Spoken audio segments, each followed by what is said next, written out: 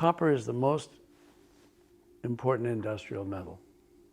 It is the most important industrial metal if you want to stop burning hydrocarbon, if you're concerned about the potential for anthropomorphic global warming caused by human beings. It's the most important if you want to have military equipment. It's most important if you want to have AI or server farms. It's most important for virtually any technology you can think of. You know, you like electric cars? Well, you need, you know, how about the grid? You know, we need to electrify the whole grid. The grid has to be rebuilt. The transmission system right to your house has to be rebuilt. So, on that point of copper availability and the importance of copper, M&A activity in the industry is picking up again. What do you think that does to the copper market dynamic? It drives up the price of Ivanhoe Mines shares. It's that simple. When a major company tries to buy another company and openly declares they're doing it for the copper in that company, if you ignore all of Anglo's assets in South Africa, Kumba out, platinum out, diamonds out, and you pare back what BHP said they want to buy, it's still only 54% copper, what's left over. They want to leave some iron ore in Brazil in there, for example. So, but it's very clear that the purpose of the enterprise is to buy copper because BHP is an iron mining company. They got enough iron. They really want more copper. So it's a big advertisement that the number one player on this planet wants more copper. So then the immediate reaction of the street is to play the first and second and third derivative, buy the copper companies that could be next. And I was asked, well, you know, just now Francine asked me, Francine Lacqua, well, is BHP coming after you? I said, that's already been tried. It was reported in the FT. I didn't make an announcement, but you could read about it. Just Google Financial Times of London, BHP, Ivanhoe Mines. We have people talking to us all the time. We admire BHP. In particular, we admire the CEO. He's a phenomenal CEO. Probably the best CEO in the major companies so far. There's a good CEO at Rio Tinto also. But these guys have a huge task ahead of them, not to be iron mining companies and to become copper mining companies. And Anglo's been around for what, 100, 150 years. You go after that copper, there's a gazillion potential bidders for that copper metal. I mean, it's like, it could be sovereign wealth funds, it could be governments. The Chilean government could say, wait a minute now, what's in it for us? The Chinese can say, wait a minute, we have an anti-monopoly commission here. We want a piece of that. They did that with Las Bambas, you know. So it's very hard to be a CEO and to win the game by acquisition. It's also very hard to find a new mine, which is BHP has teamed up with Ivanhoe Electric to find new ones in the United States. That's wise. I mean, both are difficult. One is go out and find a new one with it, like Typhoon technology. And the other is go buy one. Obviously, if you're going to buy one ready baked, ready to go, all the permits, engineered, very expensive, right? Very, very expensive. And of course, then Anglo defends itself. They say, well, we'll do the same thing. We'll spin off the South African iron mine. We'll spin off the platinum division. We'll sell our diamonds. We will become what BHP wants to buy. Now you're just down to two management teams. Do you want management team A or management team B to develop the same assets? But that's not creating any new copper on the planet. And they both face the same problems, the shortage of programmable logic controls or ring gears or the strained supply chain or stuff is not available. You need oceans of copper to build a copper mine.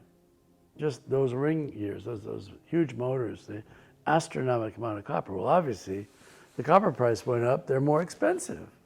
Everything goes up in price to build copper mines. That means that current capacity that's already producing has a premium because to replace it is going to be more expensive.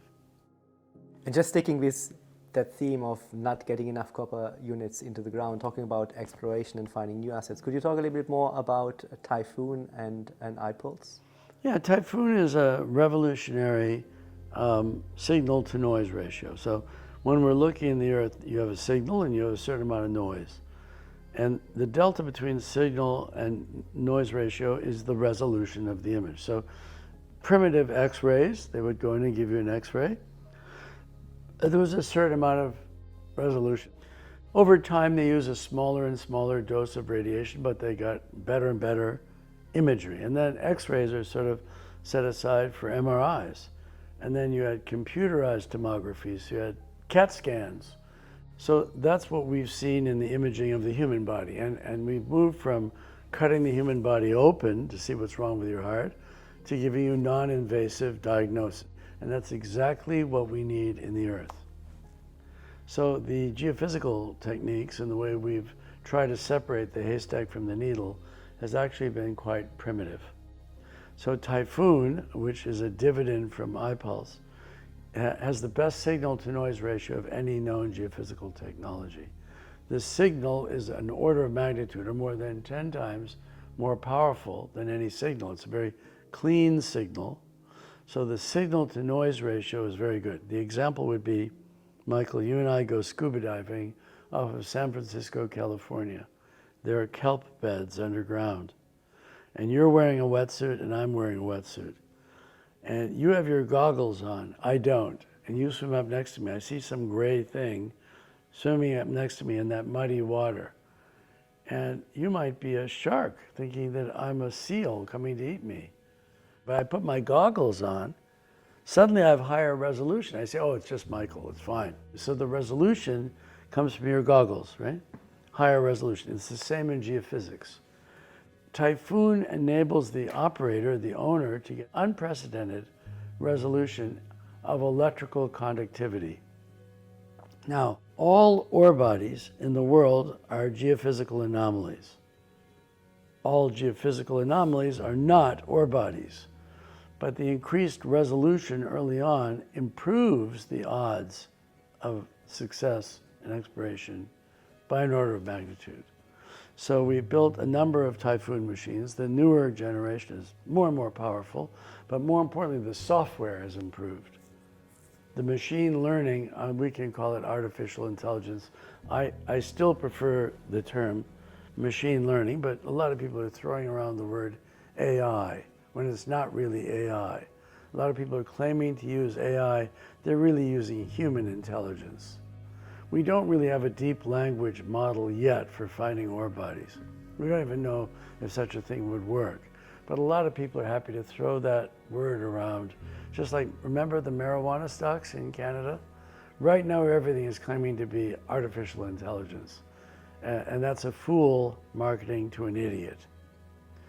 But machine learning is real. A machine can learn. Like a machine can scan thousands of CAT scans and identify in those patterns what is a tumor in the brain, for example. And so there is a type of machine learning that is already very powerful. Those deep mathematical algorithms we have around a hardware system. So Typhoon is the hardware with a very powerful signal-to-noise ratio. It involves very, very, very important supercapacitors and proprietary semiconductors. iPulse designs proprietary semiconductors that compress electrical energy and create this incredible signal-to-noise ratio. That's hardware.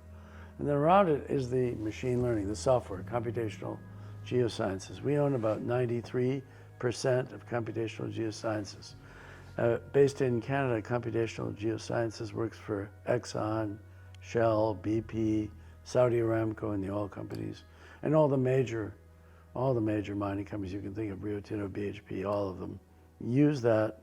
They go to computational geosciences. But nobody has the combination of hardware and software that's held in Ivanhoe Electric. So that's disruptive and very important. Now, Ivanhoe Electric was a dividend out of iPulse. We've been private about 20 years. So rather than take the company public, we paid a dividend. We listed Ivanhoe Electric on the New York Stock Exchange. And that dividend today is worth about $1.5 billion, which covered everybody's investment in iPulse. You've actually also started prospecting in the Middle East, I think Saudi Arabia. You've been very vocal about. You just came back from Doha again today, I guess. So when you're looking at the Middle East at the moment. What do you hear on the ground? What are the prospects? What shape do you think the Middle East will take on over the next 10, 20 years? It's a very complicated issue, wondering how this happened. But the young leaders in the Middle East have ended up in the most important position in the world for the next 20, 30, 40 years or longer. When you have two giant competing interests, we talked about China, Russia, North Korea, Iran. Then you have maybe Western Europe and the United States, Great Britain, Australia, maybe India and Japan are in there somewhere. You have these two giant groups. Who's left in the middle? One of the things people fight wars over is energy. One of the commonest reasons. I doubt America would have bombed Iraq if Saddam Hussein didn't have a single drop of oil. So who sits in the middle now is suddenly a highly educated, very young group of leaders in the same countries that happen to have the energy.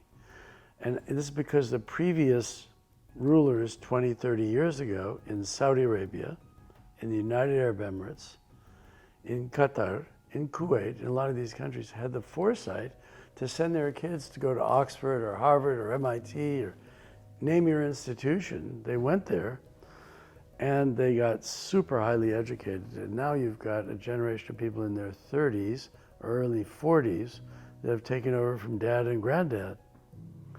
And they know everything. You know, they've worked at Morgan Stanley and Goldman Sachs and Bank of America, but they have the energy. The Qataris are sitting on the biggest gas field in the world. Europe needs that gas, post Nord Stream 1 and 2 being blown up. The Saudis have an incredibly visionary young leader, amazing person in His Royal Highness Mohammed bin Salman, and he's supported by his father, who's still alive. The young people that you see, and I'm talking about women as well as men, they're going to make an amazing new Saudi Arabia, and they have the liquidity, they have the energy that the world needs. If anybody can develop hydrogen economy or solar at scale and put up 300 gigawatts of solar, that's the country that can afford to do it. And the UAE is amazing development in the UAE. And these GCC countries are cooperating with each other. So their aggregate, their punching weight is so high. Their sovereign wealth funds in the aggregate are so large that they can afford to buy the best talent in the world. If you go to Aramco, I've been there, Aramco has research and development centers, and not only are they enormous and well funded, but it's like United Nations. You go in there, they've got PhDs from all over the world working to keep Aramco as a world leader. And that's starting to happen at Abu Dhabi National Oil Company, or the people that are dominating and running the energy in Qatar. And so it's very exciting because when you only have two players, there's a danger of the two heavyweights. You have a buffer in the middle. Everybody needs that energy in the middle. This young population, and the Saudis are in possession of the holy places. And there's fantastically large potential of human population in the Islamic world. We are now in a multipolar world. And I have tremendous faith in the young people we've met in these countries. They are amazing people. They're well educated. Of course, you can't build a NEOM if there's a humanitarian disaster in Gaza, for example. You can't build a new Europe if there's a humanitarian disaster in Ukraine. There's the dark side of what human beings are capable of doing to each other. It's horrible beyond belief. When you're a grandfather, you want rational, calm, spiritually developed young people to arise and solve the problems of the world. I've never had as much hope in any society as in these countries I've been talking about now, in the GCC countries. Thank God that a younger generation of leadership is there that are so clear-minded and are so rational. They're really important. Have you been to Saudi Arabia recently? Have you been to the UAE? Have you been to Qatar? They're amazing, right? It's not what the average American thinks. then most of the undeveloped mineral potential in the world sits in Islamic countries because Allah was so kind with the oil, there's no need to look at anything else. But Saudi Arabia has a huge mineral endowment, and they've made mining a pillar of their economy. This was directed by His Royal Highness Mohammed bin Salman, who said, you know, we're importing a lot of copper, we're importing a lot of aluminum, we want to industrialize our society, we need to produce a lot of that metal domestically so we're not prying it away from the hands of the rest of the world. They could afford to buy it, but that just drives up the price of all that metal for everybody else in Europe or in India or the rest of the world. So they want to explore their own territory. And then you look at the areas that have not been explored. You look at Kazakhstan or Uzbekistan or Sudan or Libya or Nigeria or Algeria, North Africa, Morocco, you look at Afghanistan, Pakistan. There's enormous parts of the world that are Islamic by culture, but they're just underexplored. I mean, we've looked under every rock in Nevada, you understand? So if you want to find an Easter egg, you have to go to where your older brother and sister didn't already look for the Easter egg. So most of the unexplored mineral potential is in deserts in Islamic countries. We can't develop minerals in the jungle, tropical jungle of Brazil. We can't go looking in Russia for obvious reasons. So large parts of the world are too green or have too much rainfall or have been overly explored.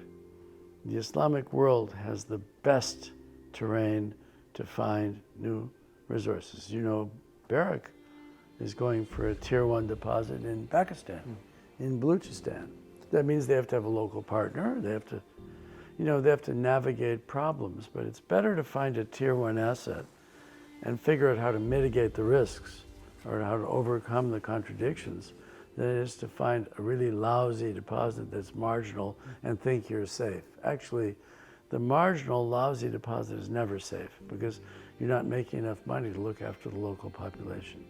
At least in a giant deposit, the big pizza can be shared. The pizza, you know, grows around, it's a huge pizza. So you cut a slice and feed everybody, right? So we love the mineral potential in Saudi Arabia. We're starting to drill imminently. We've started looking at 3,000-year-old mineral showings where ancient people were mining thousands of years ago. And they were good, you know, they were crawling all over the rocks. We're studying a place called Alamar, which was a spectacular copper zinc gold-rich system, you know, mind-blowing. And they're sticking up out of the desert, these showings. And in Saudi Arabia, we have a tax holiday. We have very cheap diesel fuel, very cheap electrical energy. No ice, no snow. We're not on some mountain up in the Andes at 10, 12,000 feet. It's flat.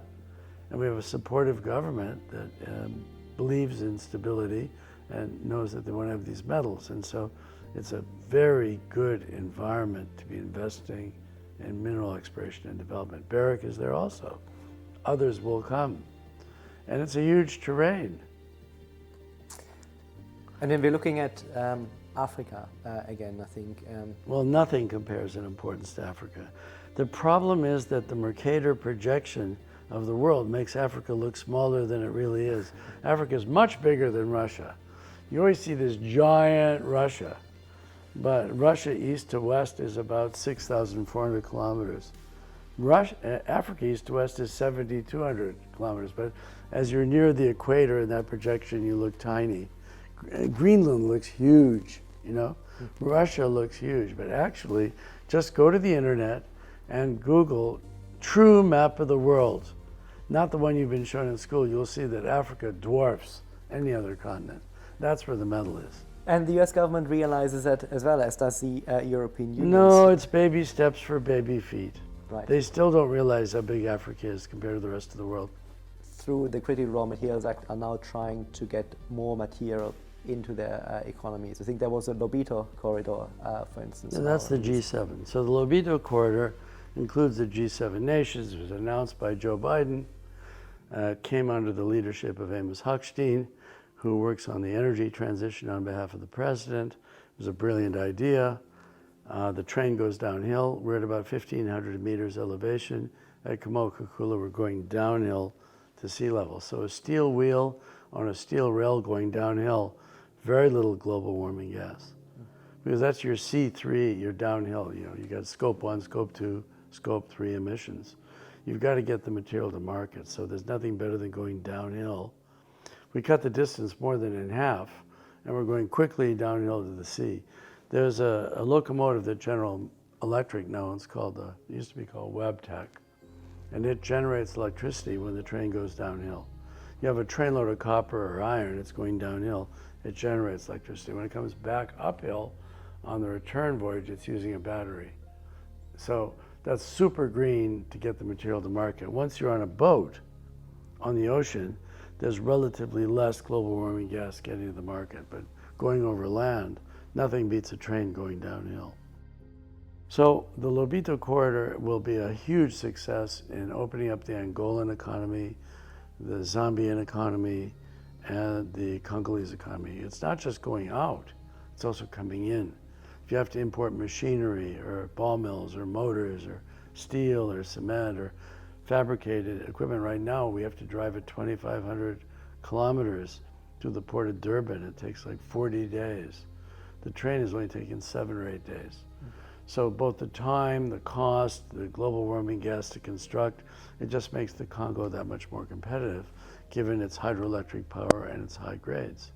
So we need more of those corridors, and we're working on one through Liberia and Guinea, for southern Guinea, another highly mineralized location that needs a railroad going downhill to get to the ocean as quickly and efficiently as possible.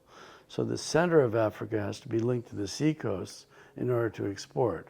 A lot of the Chinese infrastructure goes from the center of Africa to Tanzania or towards Mozambique or Kenya, because once you end up on the east coast of Africa, you're facing China. If you go the other direction, heading west, you're facing the United States and Europe. You get on the water, you can turn right and go up to Europe. The most exposed, of course, is Europe. Europe has almost no meaningful natural resource endowment for mining. There was a gold mine that was going to get built in Romania that was stopped on the theory about cyanide and general community opposition. So there's no major gold mine in Europe. So it feels that Europe and the US are about 10 years behind China? No, the US is 20 or 30 years behind China. Europe's 100 years behind China. Europe's hopeless. Europe has just a dismal position. You know, like you want to build what kind of mine are you going to build in Europe? Where? How? With who? Like, no. The Poles have a big copper mine, right. KGHM. It's getting deeper. They're doing a good job. They're excellent miners. And then that's it. After that, you know. So when you look, outbound investment clearly seems to be an important part to secure raw material supply. What do you think US and Europe should be doing going forward to make sure that they're not running out of resources? Well, I'm not a politician, but the first thing I would say is that leadership in these countries should be honest with their population. They should say, clearly we're balkanizing the world economy, and that's insanely inflationary. They can't lie and say they've licked inflation when they haven't. Like, where did it come from? Did the Fed predict inflation? Remember? They said it was over, right? So just like no bank could predict that oil would go to 0 or negative and then go to 100, the Federal Reserve Board couldn't predict that there was this big inflation. With all their academics and all their studies, they failed to predict the obvious, which again gets us back to our theme. Nobody can predict anything. Nobody knows the future. But what we know is that we need these metals, that we need to mine 40, 50 million tons of copper a year instead of 20 million tons of copper a year to green the world economy. But if we go out mining 50 million tons a year of copper and burn coal to do it, it would be better if we didn't do it. It would be better if we just stayed at home and burned the coal the way we're doing it now. And you know, people are still mining coal. Glencore is mining coal every day, right? So, Michael, as we're sitting here today, we are burning more crude oil every day than at any point in human history. The world has spent several $1 trillion to reduce global warming gas, and we've done it in percentage terms. We've gone from 83% non-renewable to maybe 81. But we're using so much more energy as a species. We're burning more crude oil than at any point in human history. And so we have so much work ahead of us if you're trying to green the world economy. And if we all go mining and we do it in the wrong way, it would be better if we didn't do it. So we really, truly need to reinvent the way we mine. Like, you understand, BHP is saying, we want to buy Anglo because we want to be in future-facing commodities. That's the way they put it. I think that's an elegant turn of phrase. I think it's true. They want to be in future-facing commodities. It's another way of saying they don't want to be in coal. Right? Now, that's fine. But even when you get your hands on those commodities, if you win in a takeover attempt, you still have to mine that material with less global warming gas. Otherwise, alles kaputt. Right. You know? Otherwise, alles kaputt. And coming back, looking a little bit more at Ivanhoe itself and looking at Kamoa-Kakula, again, spectacular asset. You've talked a lot about modular growth options at the site going forward. How do you think that evolve with the copper market potentially getting tighter over the next few years in terms of expanding the mine? Well, we want to be part of the problem. We don't want to be a part of the problem. We want to be a part of the solution. So obviously, if you're in a world of $3.50 per pound copper or 8,000 a ton, and suddenly we're in a world approaching 11,000 a ton, we have to go back and look at everything and see what's rational. We have so little capital to invest to bring on production. Our phase one mine, we invested $1.3 billion. We got it back in 10 months. And that's when we were just getting started. And at the end of 10 months, we had a couple $1 billion of copper in inventory on the surface. As we build another concentrator, the cost per capacity, it keeps going down because the local people there have gotten used to building concentrators. They get, you know, if you keep on taking an IQ test 10 times, you get better at taking an IQ test. Your IQ goes up because you get better at taking the test. So our team is better and better at building concentrators. So our third concentrator starts up next week, you know, the next 10 days, 2 weeks. We're up and running on the third concentrator. When the price goes up, of course, we think about concentrator number 4 and concentrator number 5 and how to fill that. And we start looking at really big numbers. The problem is that these numbers have to be independently audited and appraised. We can't just make some bold claim. We've been very clear about phase 3. The first 2 mills were sized at 3.8 million tons a year each. And they're doing more than 5 million tons in the real world, or more than 10 million tons a year. The third mill is sized at 5 million tons a year, and it will do more like 7. So we're looking at about 17 million tons a year of milling capacity. You just pick the grade, and you can make a model and see what that means. But we're up there. We're number 3 in the world, and getting up on number 2. You add a 4th concentrator.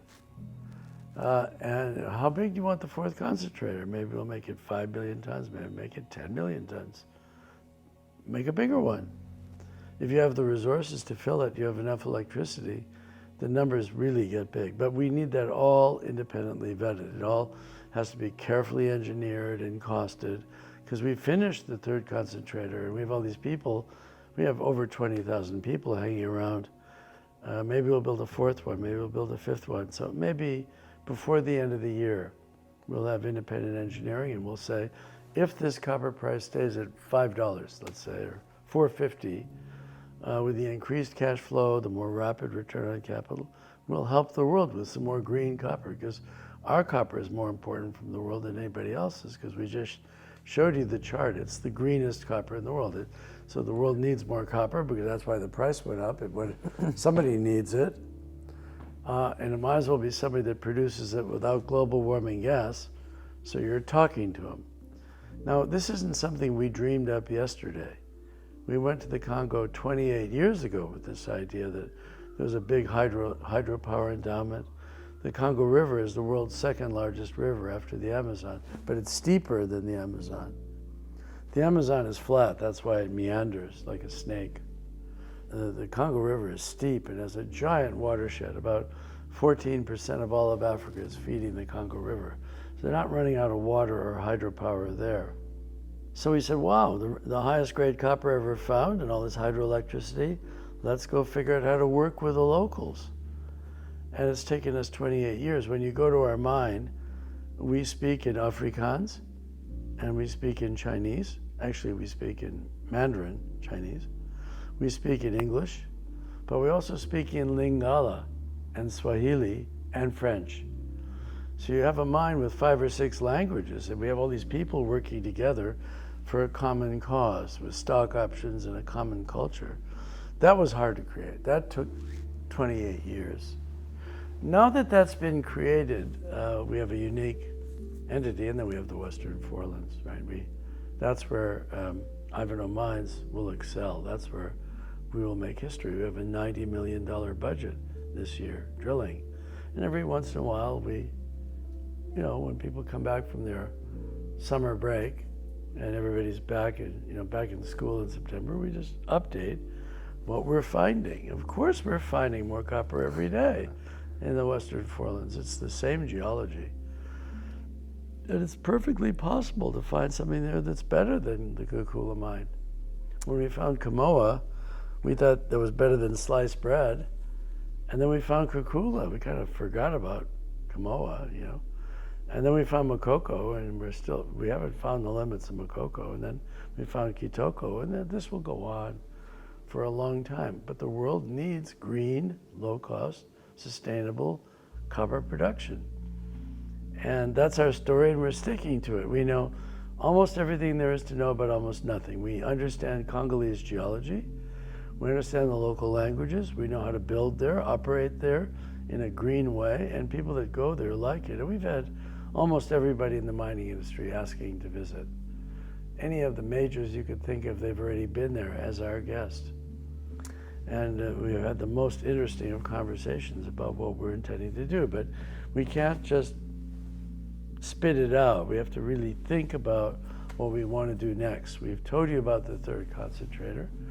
And I'm quite confident later this year we'll be in a position to be much more specific. But I think you'll like it, It sounds good. I think the assets in the DRC certainly look exceptional. Now, we had a royalty dispute last year with one of your competitors, and I think we had a decline in exports for a period of time. Looking at the whole, and we had elections. We never had any dispute. No, you didn't. One of your competitors did, right? And I think, how is the operating environment for you? I mean, you just made a point that you didn't run any dispute. How is the operating environment for you in the Well, you DRC? make your own life, I mean, if you're in high school or in college or in junior high school, maybe you got in a fight with another kid. It's your fault. I mean, people make their bed and then they have to sleep in it. It's, the Hindus call it karma. You've heard of karma. Right. So let's just leave it at that. There's nothing easy about the mining industry. If you're not looking after the local people around you, if the government doesn't feel like you're a leader and improving the country, maybe they poke at you a little bit, And so if you're leading position in a country in training geologists, mining engineers, benefiting the local population, we set an example that the second and third best operator has to emulate. And every government needs somebody who's doing it right, so they can say, do it like those guys. So that's why women in management are so important. Women on the board are so important because it's not just the tons at grade or the stupid NPV model. It's the software. It's the people. It's the community development. It's the way you relate to human beings. And if you don't get that right, then of course they're going to attack you and take a bite out of you, right? I mean, otherwise, what justification does a foreign company have? I remember in the old days, I'd go to Japan and they said, oh, those Mongolians, they're so unreasonable.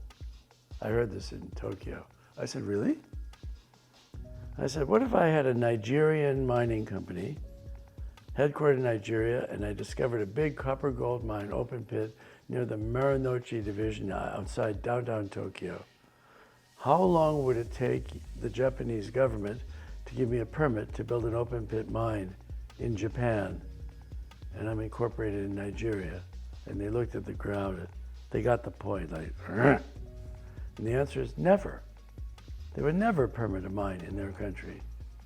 Never. I mean, never. It would be impossible to build that mine in Japan. So the pot was calling the kettle black. We never look at it from the point of view of the country that's the resource owner. If there was a Panamanian mining company and they wanted to go mining near the Grand Canyon, how long would it take them to get the permit and burn coal to mine copper in the United States of America? Let's say they went in the middle of the Everglades or somewhere where there's a lot of wildlife. Do you think that Panamanian mining company would get a permit to mine in the United States? So somehow we think, oh, American or Canadian company, they ought to have the right to just go anywhere and build a mine, right? Because we don't see it through the other fellow's eyes. The problem is that in any war, the opposition gets a vote right away, right? And that's why this is so hard, because when the price goes up, it creates a whole new set of problems. The guys that own the resource, it's in their country, they say, well, wait a minute now, look at all that money you're making. What's in it for us?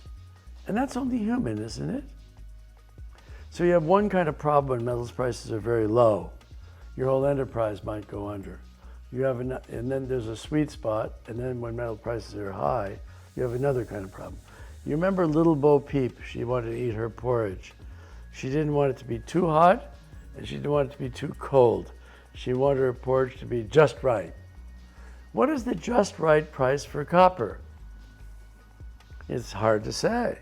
Is it 12,000 a ton? Is it 10,000 a ton? Is it 15,000 a ton? Is it 40,000 a ton? Is it 200,000 a ton? We've seen molybdenum go from $1 a pound to $30 a pound. We've seen Bitcoin go from $100 to $70,000. We've seen NVIDIA go from 0 to a 3 trillion market cap.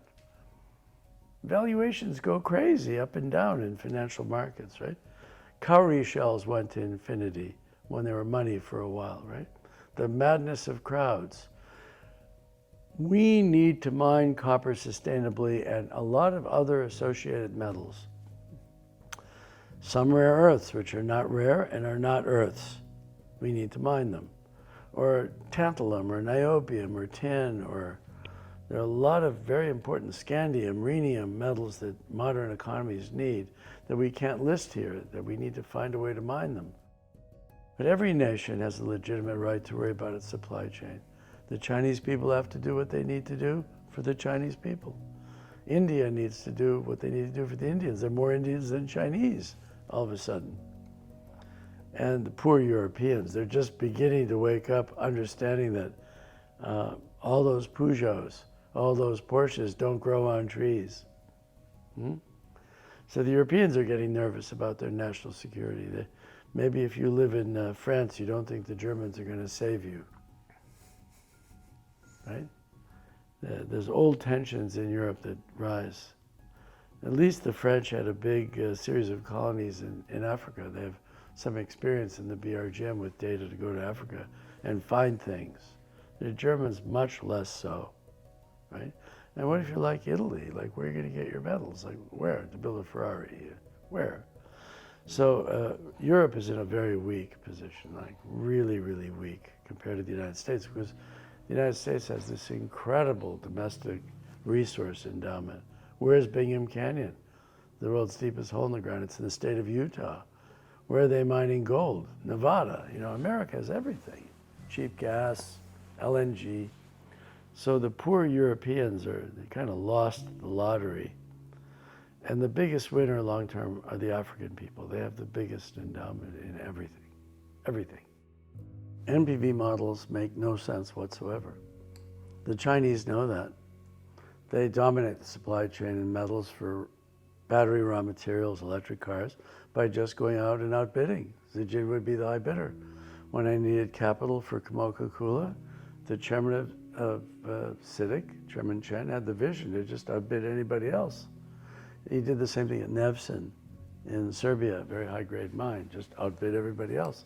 Now you look back at the prices he paid, it was like highway robbery. but he just outbid everybody else. He didn't have to run an NPV model. If you want copper, you find the highest grade deposit, you go in there and you develop it, you pay the price. And I've quoted Warren Buffett. He's done quite well over the decades. He said, I always made the most money by overpaying for the best assets. So the job of an analyst is to figure out what's the best asset. If you have a big fat delta between the cutoff grade and the head grade, if you're making a lot of money, then you can do what we're doing. We're building a university to train young Congolese in metallurgy and mining. And we can afford to build schools and hospitals and do vaccinations for the local population and agricultural development. If you have a mine that is living near the cutoff grade and not making much money, you can't afford to do any of that. So that mine is in danger. In fact, a marginal mine is in danger because it can't do any good for the local people. And we have to benefit local populations around a mine. The local people deserve to be looked after around a mine. Their grandfathers and grandmothers lived there. And so there's no attempt to evaluate risk in these NPV models. Panama sat there with the same risk as anybody else. And that's crazy. There's 4.5 meters of rainfall around that mine every year. It doesn't evaporate that much. So the tailings dam could overflow. And there's all manner of wildlife around that mine. There's harpy eagles and leopards and anteaters. It's tropical jungle. You have a tailings dam that's enormous. If that tailings dam fails, it affects nature. That's not the same as having a mine in the Australian outback or in the desert of Chile. Those mines cannot have water pollution. But that's not picked up in the models. How can you build a model? It's just you're looking at one dimension with NPV. And then you're picking a discount rate. How is an 8 or 10% discount rate of any meaning if interest rates are less than that? When Ivanhoe Mines went to the market in New York with a convertible bond, it was 8 times oversubscribed with a 2.5% coupon. In an hour, it was gone, unsecured. So the market assigned a 2.5% discount rate. And you've seen these projects come in, what's supposed to be a $5 billion project come in at 10. This reminds you of when they used to build nuclear power plants. They said, oh, they're going to be 10 billion. They wound up costing 20 billion. Because when you build these giant things, talking about super giant mines, you need huge amounts of steel and concrete and copper. Just the rotor that we're putting in for hydroelectric power weighs almost 700 tons. It's close to 100 tons of copper in that rotor. Imagine moving a rotor that big from Germany into the center of the Democratic Republic of the Congo, with the Houthis, for example, constraining shipping in the Red Sea. So all of these international problems make it very, very difficult to build a capital-intensive mine. And one thing we know for sure, they cost a lot more than you think, and they take longer than you think to replicate. So it's time now to abandon the NPV model and do something more sophisticated and look at what the world really needs. We need green copper. We need to mine astronomically more copper than we thought. And we need a cleaner, greener way to do it. Without it, we might as well just give up. Let's burn coal. If the Chinese need to run their AI, if they don't have enough energy, they'll just burn coal. And if the Chinese burn coal, then what good is it for America not to burn coal, right? Because AI is just going to demand incredible amounts of energy. You know about drone warfare. You've seen what's going on in Ukraine. If my drone coming to kill you has less latency than your drone, in other words, my drone recognizes Michael Widmer a little better with its AI camera. It's designed only to kill you. If it recognizes you quicker than the other guy's drone, because the AI is faster, then you die. So Elon has launched these low Earth orbiting satellites, and he's pushing to get latency down to 20 millionths of a second. 20 millionths of a second. If the other guy has 25 millionths of a second, he's dead. You know about these flash traders who move their trading to be as close to the COMEX and NYMEX as possible, so the electromagnetic radiation has to go the shortest possible distance for these flash traders. Now it's AI versus AI. The potential energy demand is infinite. A lot of people don't understand the use of AI is for military demand. And in military demand, whoever has the most energy and the best chips wins the game. And so copper cannot fit any longer into an NPV model. The mining industry has to change the way it's historically done things. That's for sure. Otherwise, we can't mine it. We won't get a social license. We won't get the metal. And in order to do that, we need higher prices.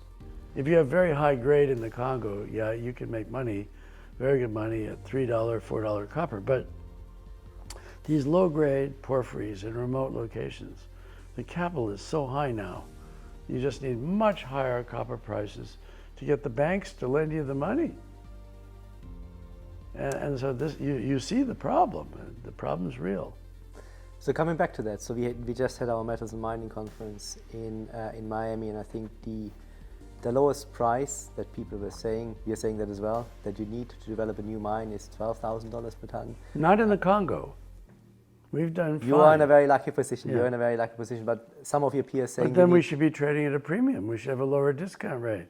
If we can build the copper mines in a lower price environment, then we're better than everybody else, and we should have the lowest discount rate. And the lowest discount rate you would take down again to the carbon footprint, which is very good on your side. Well, yeah, we have Scandinavian shareholders, and they buy us because we're green.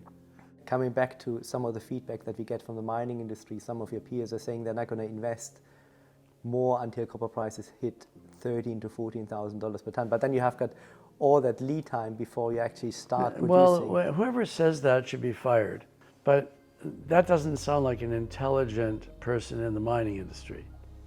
In the mining industry, you have to close your eyes and ignore the current price of copper. I know it's hard to do. And it doesn't matter if you're an iron miner or you're mining niobium or tantalum, it doesn't matter. What you want to do is you want to mine responsibly a tier 1 ore body at the bottom of the world cost curve. And you have to ignore the prices. If they sit on their hands and say, I refuse to do anything until the copper price is up, well, then it's too late. By the time the copper price is up to 14,000, governments are raising taxes. And when you call up to order a SAG mill or a ball mill or the programmable logic controls, Siemens or ABB says there's a 5-year wait or a 7-year wait. If you want to build a SAG mill, those big ring gears, 40 feet in diameter, the biggest ones are 42 feet. You can wait 6, 7, 8 years to get one. There's only 2 machine shops in the world that can build one. So if you're waiting for some arbitrary higher price, by the time we get there, you can't get it. You can't build the mine. You can see the cost that we've seen recently. By the time you have a bull market, you can't get that equipment at any price. Remember the tires on those big yellow trucks hit $200,000 each. So anybody that says that is an idiotsky. Durak in Russian, right? Durak. Bakuf, stupid. Because if you're a real mining company, your permanent mission in high prices and low prices is to find the lowest cost, greenest possible production. And you have to benefit the people around the mine or they will eat you. They will eat you. If they're not happy, the locals will come and eat you, you know? So you have to benefit the local people. And it's amazing how stupid large segments of the mining companies have been. They think, just like the NPV model, they only make an NPV model, will develop this at a certain price. They're not thinking about the local people around the mine. That's the software. All of the local people have a cell phone. Just one picture with a cell phone, that's an NGO. I mean, look what happened in Panama. Do you think that's unique? How many times have you read about a mining company getting in trouble with the people around the mine? The people around the mine have to benefit. They have to have schools and hospitals and medical care. They have to want to defend the mine. If they defend the mine, then that's less risk. If they defend the mine in the Congo, that's lower risk than if they attack the mine in Panama. It has nothing to do with your perception of the politics of Panama versus Congo versus the United States. You've seen mines in the United States get attacked. Resolution has been trying to get a permit in Arizona for close to 30 years. It's in America. Is that safe? No, the San Juan Apache Nation, certain people there have been opposed to it. Why? Well, there's many reasons why, but the political risk cannot be evaluated by what nation you're in. The political risk is evaluated by the skill of the management team to get local buy-in to the development of the mine. That's the software around the hardware. Neither you or I can predict who will sit in the White House in November. Strange things can happen in American politics. We cannot predict the future. We really can't. What we can say is that a very large percentage of the world population in Europe and in a lot of the American states will be primarily worried about global warming gas. And another large part of the population will be worried about threats to national security. America has 60 nuclear submarines, 60. I think about 19 of them are operational, the other 41 can't move. So the massive potential military expenditure is coming, very metals intensive. I'm not super happy about the tensions arising in the world and the remilitarization. Germany had a big military before World War II, when Hitler was building the Volkswagen also. And now they have no army to speak of. And all of a sudden they want an army. What's an army made out of in Germany?